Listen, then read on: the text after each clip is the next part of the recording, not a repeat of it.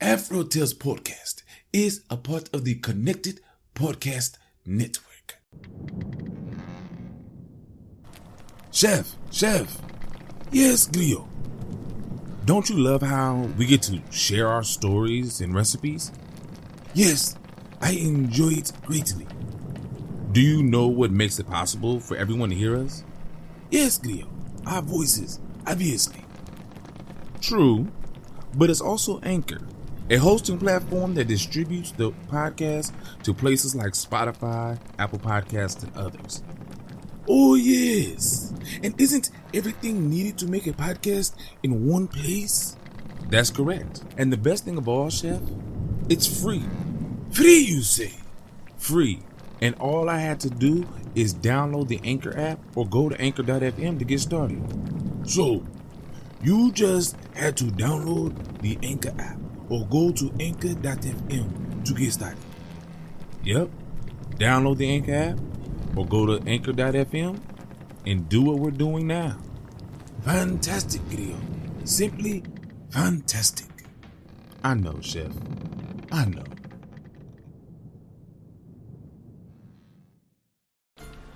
Ahoy, my friend, and welcome aboard the AfroTales Podcast, a ship that will carry us from location to location, exploring the tales that grew from the African diaspora in the Americas and the Caribbean. I am Amon Mazinga, your teller of yarns.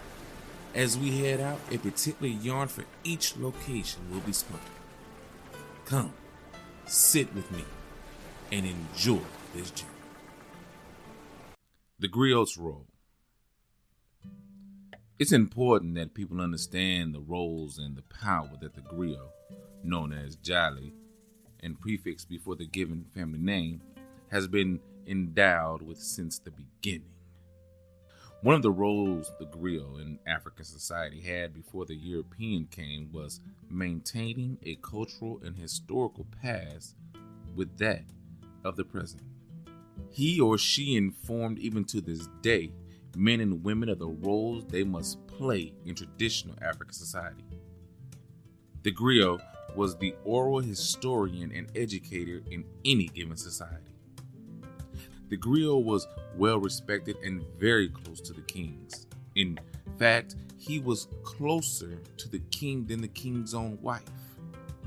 You see, the Griot served as the king's confidant and personal advisor. The Griot would interpret things such as different facts for the king. It was also the responsibility of the Griot to make sure that people received all the information about their ancestors, what the father, the grandparents, and their lineages had done and how they had done it. What a Griot gave to African society in oral history, cultural information, and ancestral wisdom and knowledge is the key with which all people of African descent can progress and maintain a high level of understanding of their true heritage.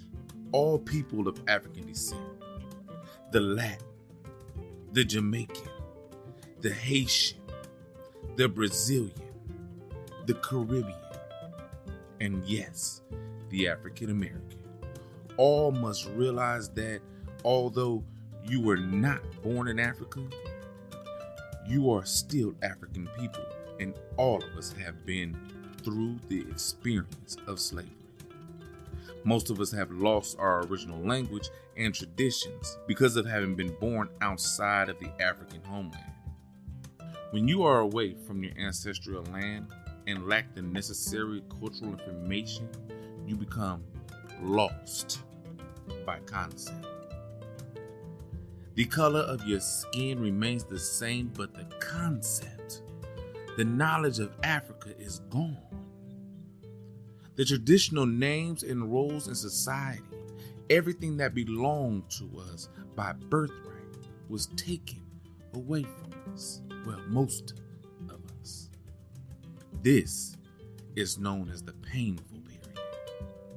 In order to get back what was ours, information and knowledge about African society and culture must be learned now. This is what the Griot gives to all who need it. Our children need to have the facts about their ancestral homeland. This destiny will take a while, however. Everyone has a transitional period. When a black person understands his or her African past, accepts being African, he is different from one who does not know these things. Those of us who know our value. The reason I begin with this kind of conversation is that I want people to have the right idea about Africa and the role of the griot in the past and in today's time, so that everyone can understand the capacity and potential power that we still have today. This power must be used in a good way so that we can help one another. We are still a proud people and know the significant role we have and part we must play in humanity, in our humanity. So the young man and woman, everybody who stays in the village, get a chance to listen, to live and learn their culture and such things as I have been saying. In West African society, there are various types of stories to communicate these principles. In the evening and here now, after dinner, the stories that are usually told by the griot are called talio, which means it is not the reality, but an imagined event between humans and animals and some kind of spirit. These are the stories that are told for entertainment. A griot has a special way of telling these stories so that they are very entertaining. Even though the griot's main intention is not to entertain but to teach the people to know themselves. When talio takes place, everybody participates. Know, too, that music is not always used, and that the stringed harp-like instrument, the kora, for which griots are noted, is new in comparison to other African instruments. We have to be all that we can be to get our art and our true information about the griot and our rich culture, folklore, out of the closet in modern society. Most of us know all about the white man's education, his schools, history, and culture, but we lack the necessary information about our own. I hope that someday we will have the younger generations follow you and me and each of us who is working hard to keep African culture and tradition alive. Yes, we need our stories. Without stories and oral tradition, there is no history, no reference. As the song says, Siya, Ka Pi Sa, Mi Lu Di. Death is natural, but I won't take humiliation. Which means, if you don't know, you have to learn. Knowledge is learned. When one does not learn, that is humiliation. And that is all I have for you today, my friend. So I know that was different from what you normally get from me, but I had to do it. We have to understand why we tell these stories, why we share these stories with each other. As a storyteller or a reader, I want my children's and my children's children to hear these stories and understand why I'm doing it. In every culture, we have storytellers, we have historians, we have comedians, musicians, and the griot is all that in one person. Now, I'm not claiming to be a griot. I'm obviously not a comedian or a true historian or a musician, but I can be a storyteller. I can retell those stories that came down through the generations. So that's what I'm going to do, and I'm going to continue to do. And I appreciate you for allowing me to do it and listening to me do it. As long as you listen to this show, I will do my best to give you what you're looking for. And that's all I can do. Look at the stories that your mom has told you about your family, your dad, your grandparents, your aunts and uncles, your cousins. Family members do this all the time with each other. We tell each other all the time stories about the past. And that is, in a way, being a griot. We don't have the community griots anymore. So we have to pick up the reins and do it ourselves. So help me do that for you. And help yourselves do it with your own families and friends. This was a great story, a great message. And I'm glad I got a chance to read it and pass it along to you. Thank you for coming on this journey with me. And until next time, you know what to do.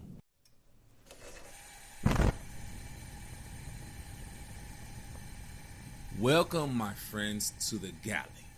I am your chef.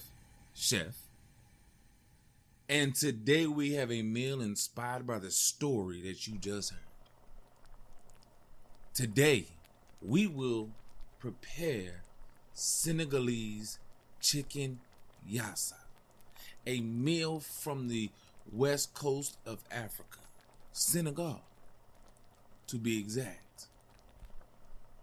What we will need for this dish are 3 chicken leg quarters, that's the leg and thigh, 3 chicken breast halves, preferably bone in, 5 onions, that's about 2 pounds, peeled, halved, and thinly sliced. They are going to make the meal wonderful. And 1 habanero or Scotch bonnet pepper. I know Scotch bonnets are hard to find in a lot of places. For the marinade, we will use a half a cup of lemon juice, fresh, a 1/4 cup of oil, whichever you like to use, canola, olive, or maybe grapeseed, 2 tablespoons Dijon mustard, 4 medium garlic cloves. Crush them, not the powder stuff.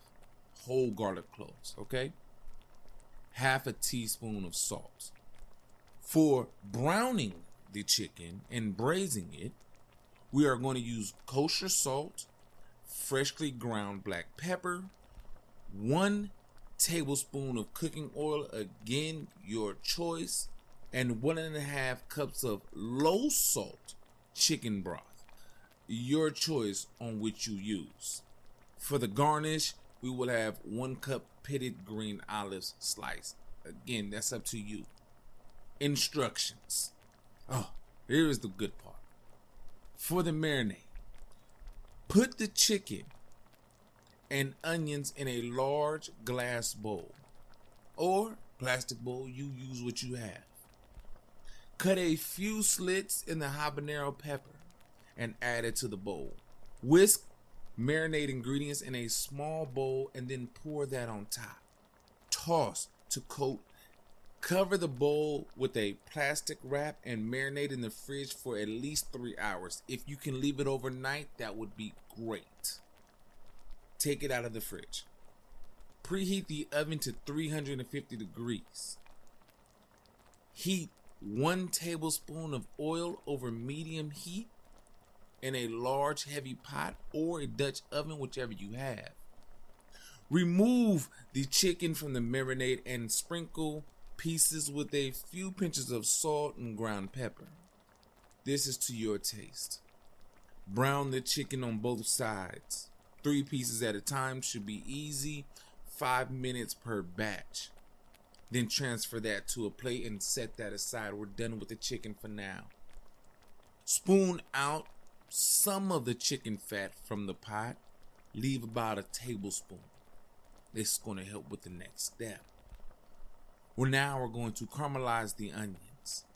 Set the hot pepper aside and scrape the onions and all of the marinade into the pot over the medium-high heat. Cook, stir for about 5 minutes to get the onions hot and cooking. Cover the pot and turn the heat down to medium-low and let the onions cook, stirring them occasionally for about another 10 minutes. We don't want them to burn. We just want them to caramelize. Once that is done, we're going to use a spatula, take the onions and stuff out, put the chicken at the bottom of the pot. Now we're going to mound the onions on top of the chicken pieces. We're then going to place the pepper right in the middle. And now we're going to pour in the chicken broth. We're going to turn the heat to a medium high and bring the broth to a simmer.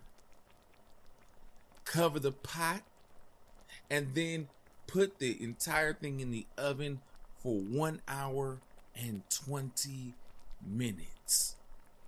When that is done, we are going to take that out of the oven, serve it over some white fluffy rice, and garnish it with those green olives. And your meal will be awesome. You do what you do. Let me know how it tastes. And when you eat this dish, remember the role of the griot. Thank you, my friend, for coming along with me into my galley. And I will see you next time with a awesome dish for you to take home.